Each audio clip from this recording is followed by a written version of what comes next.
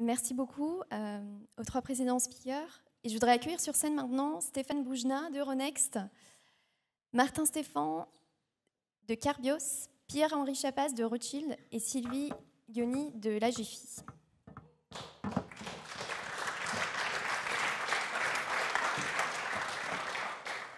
Bonsoir, messieurs.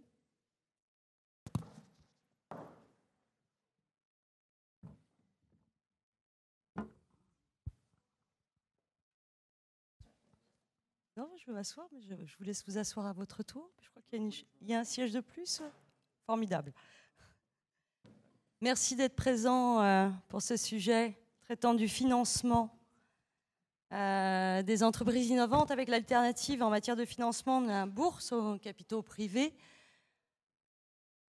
Je vais commencer par ordre alphabétique par présenter donc nos intervenants. Stéphane Boujna, président du directoire d'Euronext, Pierre-Henri Chapas, associé gérant de Rothschild & Co, et Martin Stéphan, qui est directeur général délégué de Carbios. Je ferai le lien évidemment aujourd'hui, comme précédemment, avec les annonces d'hier et cette souveraineté technologique que souhaite le chef de l'État.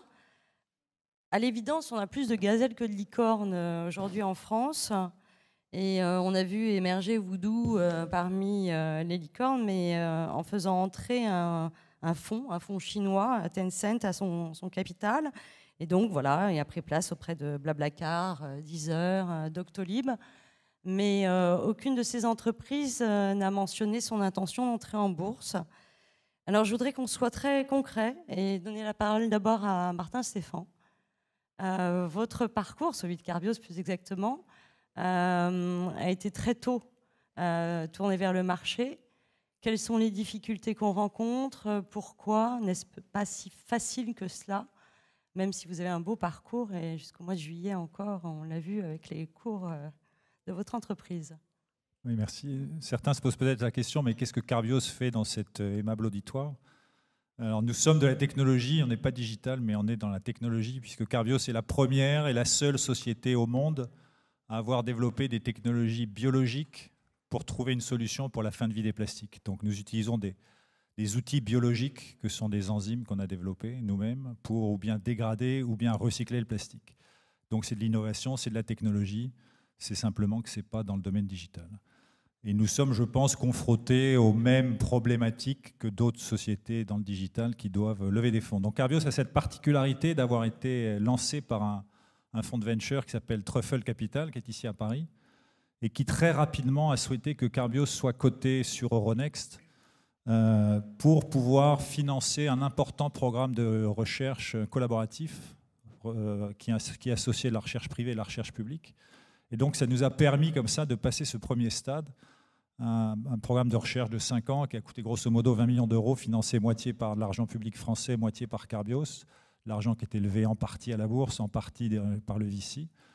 Et puis, comme ça, on a progressé. Et à chaque étape, on a levé un petit peu plus. Et je racontais hier que l'année dernière, nous valions à peu près 30-35 millions d'euros. Et on a réussi à lever 15 millions. Et on en avait besoin pour pouvoir lancer la construction d'une usine de démonstration, qui est une étape très importante dans la validation d'un produit, d'un procédé innovant dans la chimie. Ça n'a pas été facile, comme vous pouvez l'imaginer. Quand vous valez 35 millions, lever 15, ce n'est pas une affaire simple. Et puis cette année, grâce à un certain nombre de bonnes nouvelles, la capitalisation a monté jusqu'à 250 millions, ce qu'on vaut encore à peu près ce soir. Et là, on a levé 27 millions, c'était beaucoup plus facile. Donc je pense que c'est la limite de l'appel au marché très tôt, c'est que rapidement on est confronté à un mur quand il faut passer une étape importante dans l'industrialisation, notamment dans nos métiers que sont la biologie, la chimie. On a du mal à lever des gros montants, donc il faut avancer petit à petit et prendre le risque d'être à court de fonds et de ne pas pouvoir terminer une étape importante de notre développement.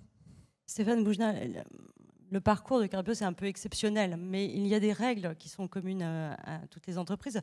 Alors à l'époque où Carbios était coté, c'était encore Alternext. Est-ce que vous pouvez nous rappeler les obligations qui sont faites à ces entreprises, pourtant encore de petite taille?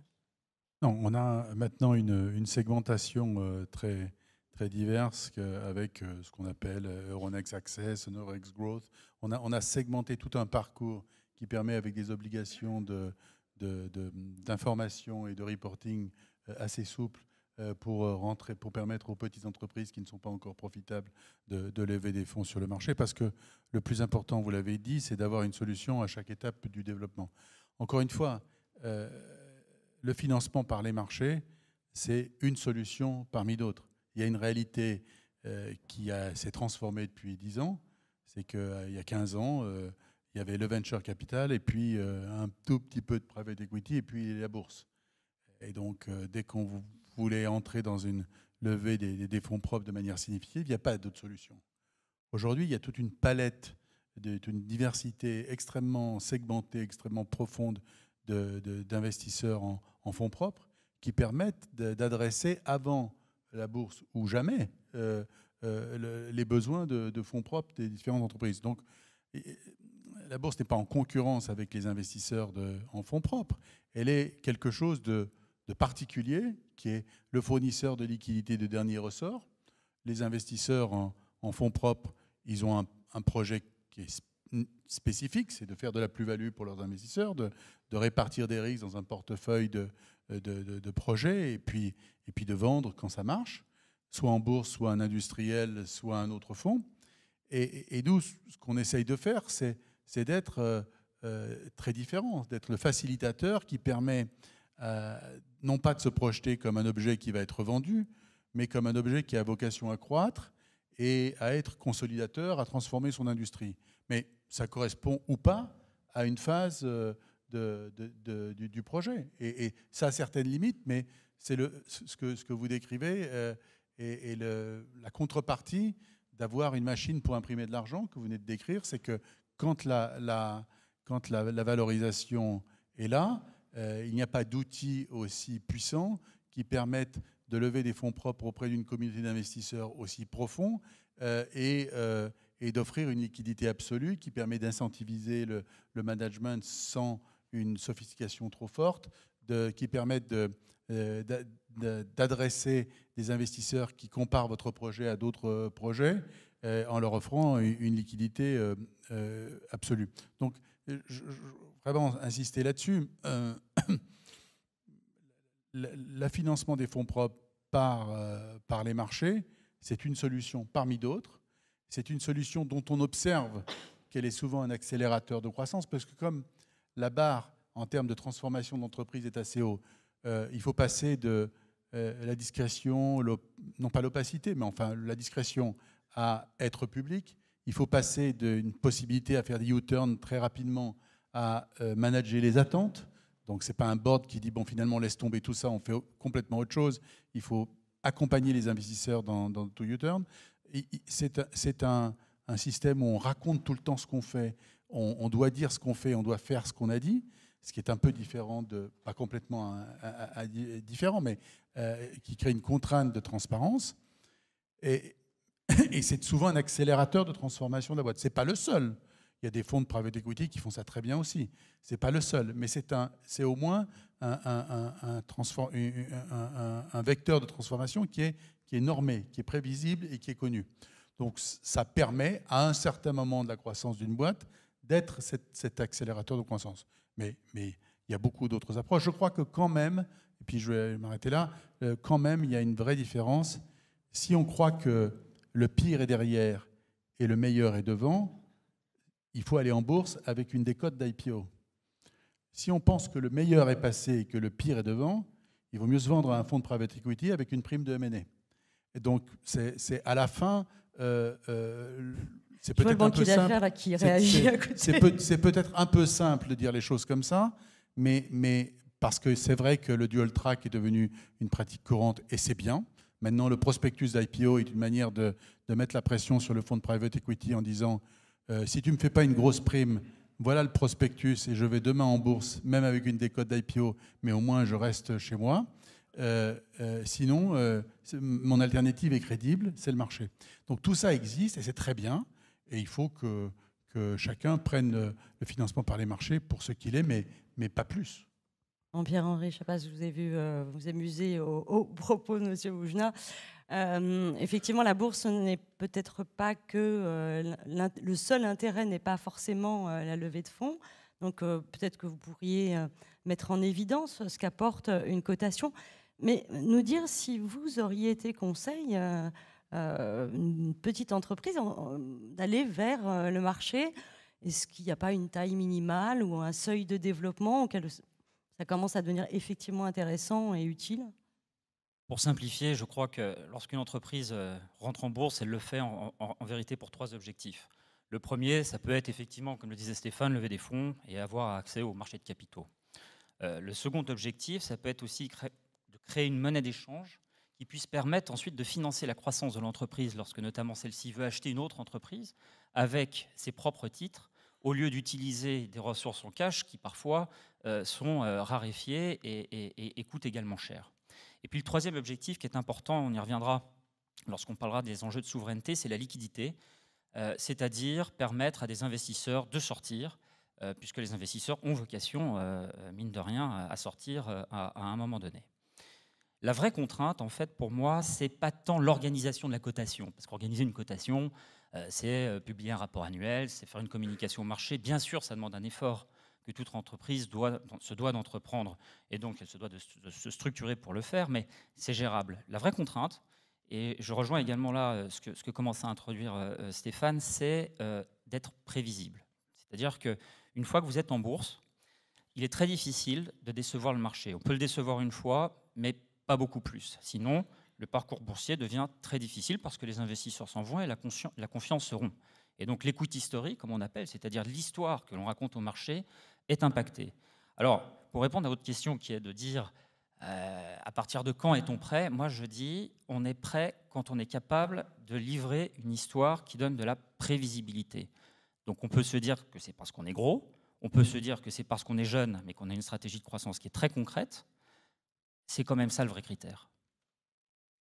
J'ai une question, parce que le sujet n'a pas été abordé. Est-ce que le rythme imposé par le marché correspond à une activité comme la vôtre, qui est peut-être plus sur le long terme? Est-ce qu'il n'y a pas un décalage entre les deux? Je pense que c'est un problème d'industrie. Donc nous, on est dans une industrie qui est plutôt sur des cycles un petit peu longs. C'est-à-dire que si vous regardez historiquement les grandes innovations dans la chimie ou dans la biologie, ça va mettre entre 12 et 15 ans à arriver sur le marché. Vous regardez le nylon, le lycra, tous ces grands produits qui ont été inventés, c'est à peu près ça. Et donc il faut trouver les investisseurs qui ont cette patience, qui ont cette compréhension d'un cycle qui peut être aussi long que ça. Mais malgré cette longueur de cycle, il y a quand même des étapes. Et donc, on arrive à délivrer sur des résultats régulièrement. Enfin, jusqu'à maintenant, c'est ce qu'on a fait. Qui nous rapprochent de notre objectif, qui est que notre procédé ou notre produit arrive sur le marché. Il faut juste faire un peu de pédagogie. Et parce que souvent, dans les conférences investisseurs, on nous dit « Mais attendez, c'est pas possible. Carbios, coté en 2013, il n'y a toujours pas de chiffre d'affaires. Vous me dites que la première licence, ce sera en 2023. C'est incroyable, 10 ans, vous voyez, moi dans la tech, en 2 ans c'est fait. Je dis, bah oui monsieur, mais nous on est une autre tech. On est une tech plus chimie, biologie, ça prend un peu plus de temps. Parce qu'il faut valider des étapes et ça demande beaucoup de l'argent et du temps. Donc je pense que c'est plus un problème de pédagogie, d'explication, de bien avoir conscience de ce qu'on fait, de ne pas avoir honte du délai, du temps qu'on met à développer la technologie, parce que ce n'est pas avec 2 fois plus d'argent qu'on ira 2 fois plus vite. Donc ça c'est le grand classique, c'est systématiquement ce qu'on dit. Si je vous donne 2 fois plus d'argent, vous irez 2 fois plus vite. La réponse est toujours non. Non. Bien. J'insiste un peu auprès d'Euronext. Ce matin, je disais dans la GFI, évidemment, puisque c'est le meilleur des journaux, que les entreprises chinoises se bousculent pour entrer à Wall Street. Moi, j'aimerais savoir ce que Euronext fait pour que les licornes se bousculent pour entrer alors à la Bourse de Paris, on va dire. Vous avez plusieurs marchés, mais... Non, mais les entreprises se cotent là où elles ont envie de se coter par rapport aux caractéristiques des différents marchés. Je veux dire, nous, on est là pour accueillir des projets en offrant, en étant un facilitateur d'accès à un certain écosystème dans lequel il y a des investisseurs, des analystes de recherche et des comparables. Vous avez des entreprises qui considèrent que sur le Nasdaq, les multiples sont très largement supérieurs, la profondeur des investisseurs très largement supérieure et le nombre des comparables et des analyses de recherche plus dense. Bon, mais ce n'est pas aussi simple que ça. Quand vous êtes petit et que vous arrivez sur le Nasdaq, vous êtes minuscule. les coûts de cotation sur le Nasdaq sont significativement supérieurs à ceux qui sont en Europe, parce qu'on oublie toujours de dire que la SEC est une des plus grandes bureaucraties au monde, avec des coûts induits en termes de responsabilité des administrateurs. Par exemple, des coûts d'assurance.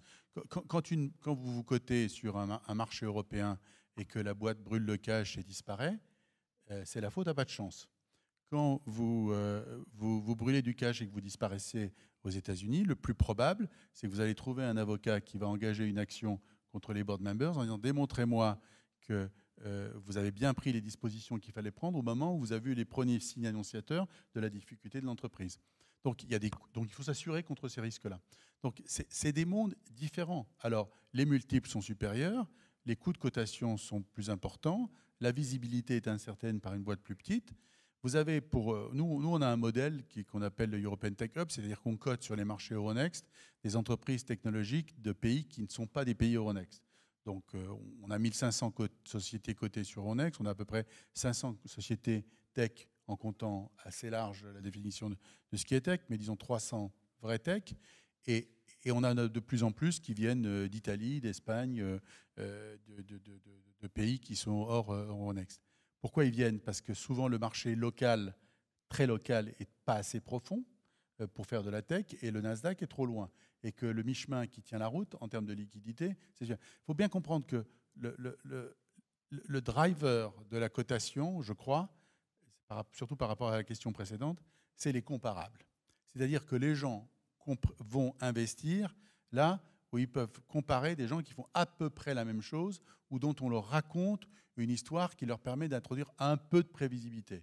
Ensuite, il faut des gens qui font de la recherche pour les aider à décrypter les fables que raconte le management et comparer à peu près les performances. Et enfin, s'il y a ça, s'il y a de la recherche et s'il y a des comparables, normalement, on arrive à faire bouger des investisseurs. Pas toujours.